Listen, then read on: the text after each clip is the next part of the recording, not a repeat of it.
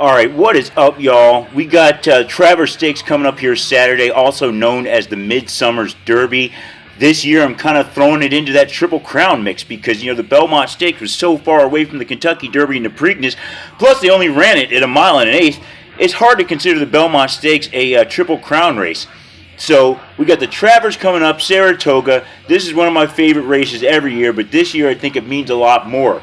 Now, to make it even more interesting, I didn't think we were going to see Derby favorite Tiz the Law. He pretty much has locked up his position. Didn't think they were really going to run him again, but they got him out here for this Travers.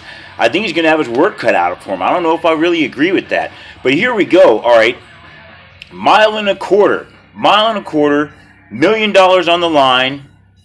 Number one, First Line out of First Samurai. Okay, decent breeding from this one. First Samurai is a Giant's Causeway horse. Street Cries coming out of the other side. However, we got Cohen is riding him. He's never ridden him before. His last out was a mile and an eighth in his maiden special weight. He lost that with Jose Ortiz. He won that by neck with Ortiz. But that was a mile and an eighth, 149. Ortiz, of course, did not decide to ride him in this race. Ortiz is going with South Bend instead, who he's never ridden before. So I think that kind of tells you a little something about First Line. It doesn't look that bad on paper. I just don't know if he's up to class with these horses. However, you look at that breeding in this mile and a quarter, and these other horses haven't gone that far. You might want to keep First Line in mind, even though I'm not really a fan of the jockey. All right. Good workout, too. He's coming off a decent workout, 1 minute breezing. 5 furlong. Second, though, Country Grammar. Didn't expect Country Grammar to get the win in the Peter Pan. He did get that win in the Peter Pan, however, to mile and an eighth. Irad Ortiz Jr. rode him to that victory. Irad Ortiz Jr. is aboard him again. Now, this is a Chad Brown horse. He's out of Tonalis. So a good enough breeding, I think, to be able to get this mile and a quarter. Tonalis... another, if I'm not mistaken, Tonalis won the Travers as well as the Peter Pan. So, at any rate, definitely got to keep an eye on this one. He showed some speed in this mile 16th. He won an allowance race there. Even though it was a loss, he was kind of in that one. He got the win here in the Peter Pan. The time wasn't that great, 149. Pretty even pace. They kind of walked around the track on that one. But Irad Ortiz Jr. got his horse up for that one. We may have a similar pace in this one, so I'd be looking for Country Grammar to probably make some noise. 2 good workouts coming out last out, 2 47-second breezings. As you guys probably know, I'm not that big a fan of workouts. It tells you a little something, but, a bad workout could be just done on purpose to throw you off. So it doesn't mean that much, but... Country Grammar looks pretty decent in this one. Number 3, we're looking at Uncle Chuck. Okay, he's an Uncle Mo horse. Unbridled Song on the other side. So good breeding from this one. Not the best. He's only running 2 races. 2 wins. 1 off of 7 lengths, a combined 11-length victory. So we have no idea how fast Uncle Chuck is. All right, we have no idea. He won this mile in 136, 7 lengths ahead with Mike Smith. They switched him to Luis Saez there for the Los Alamitos Derby. 4-length victory there. Got Saez aboard him again. He's trained by Bob Baffert. This horse has got what it takes to win. That's the thing. The only thing with it is we just don't know what his limits are. But I expect him to be game in this one, and he's never really been challenged that tough. Definitely facing tougher competition in this one. All right. Number 4, Max Player. All right. He's an honor code horse. Joel Rosario's riding him. So, okay breeding. I don't know about this horse, though. He ran in the Belmont. Now, granted, 5 lengths off that hot race that was run by Tiz the Law in the Belmont. I guess running third's decent in that one. He ran in the Withers before that. He was coming off 2 wins, winning the Withers, winning the maiden special weight race. They bounced the jockey's been all around. So he had wins, just they weren't that impressive. And then he ran in the Belmont, he ran third. So, hey, maybe Tiz the Law is that much better. Or maybe Tiz the Law has had a good race and this horse is still coming up. So Max Player, I'm going to count him out. Got Rosario aboard. But, hey, it is a tough race. Like I said, a lot of competition. Number 5, Chivalry. All right. Junior Alvarado riding this one. He's never won on this horse before. Last out was a mile and eighth of the Bluegrass Stakes. He got beat by Art Collector pretty bad. 11th in that one, 18 lengths off the leader. Not a contender at all. However, he does have some Derby points. So, I mean, if he can do something here, he can earn his way into the Kentucky Derby. Mile and an eighth in that, a mile he ran before that in an optional claimer. 1 second off of 134. So, Jeremio rode him in that. He was third. So, he looked good, but, it's a big difference between running well behind a fast horse and actually being that fast horse and winning the race. It shows you have the talent, but it just shows some of these horses and some of the jockeys, they just don't get the most out of the horse unless they're facing somebody good.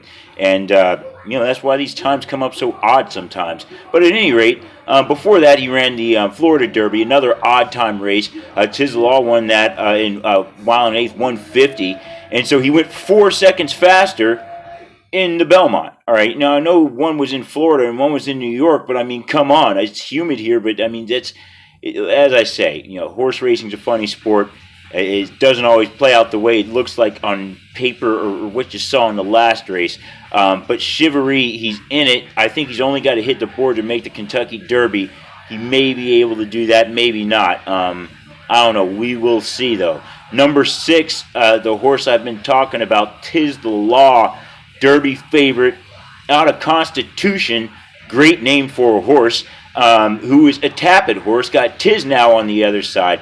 The only thing with this horse, trained by Barclay Tagg, ridden by Manny Franco. I'm not like a Manny Franco hater or anything. He's just not one of the best in my opinion. He doesn't have the experience.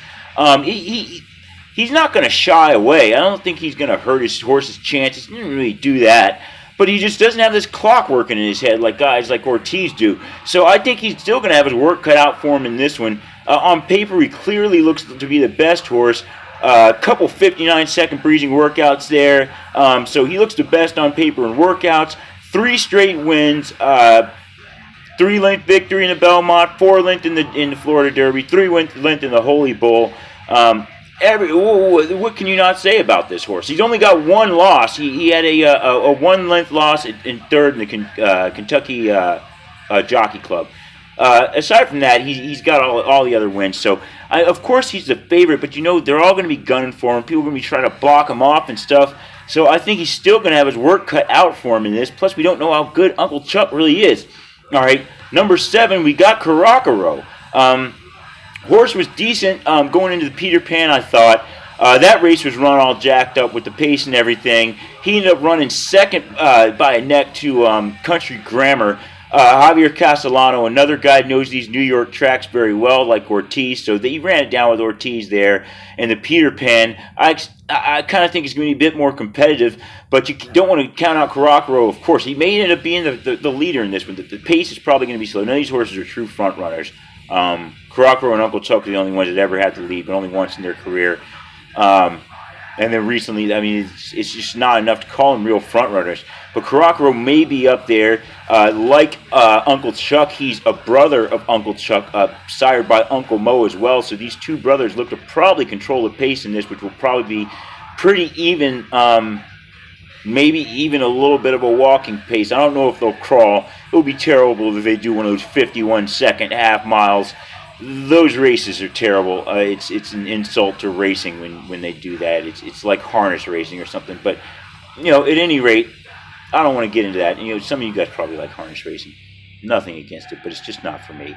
But I just hope they don't end up going that slow. But it could be one of those races. Caracaro could end up setting that pace with Castellano out there. His race before that one, Jeremio got a win on him in a maiden special weight, a mile 135. So he had a good race, good time coming into that one. Like I said, the jacked up pace kind of affected the outcome of the Peter Pan. So you want to keep an eye on Caracaro as well. He's definitely a capable horse. Don't know about that mile and a quarter. Might be too much for him. And then number 8, we got South Bend. South Bend, which is by Algorithms. By Algorithms, a Bernardini horse. This is the horse that Ortiz is riding. He switched over to ride this horse instead of riding First Line, which makes me kind of skeptical of First Line. Why would he take a horse that he just won on to go and ride a horse that's never that hasn't won a race. I mean, he's won a race before, but he hasn't won a race in a long time. He's mainly been a turf horse. Wasn't doing well on turf. They switched him out and put him in the Ohio Derby. He ran second by 3/4 of a length in that, even though it was a very slow time, that mile and eighth of 1:51. So they got South Bend out there. I guess they think maybe he's a dirt horse. I mean, he ran a little bit better. I don't really think that's going to mean too much, even though Ortiz is on him.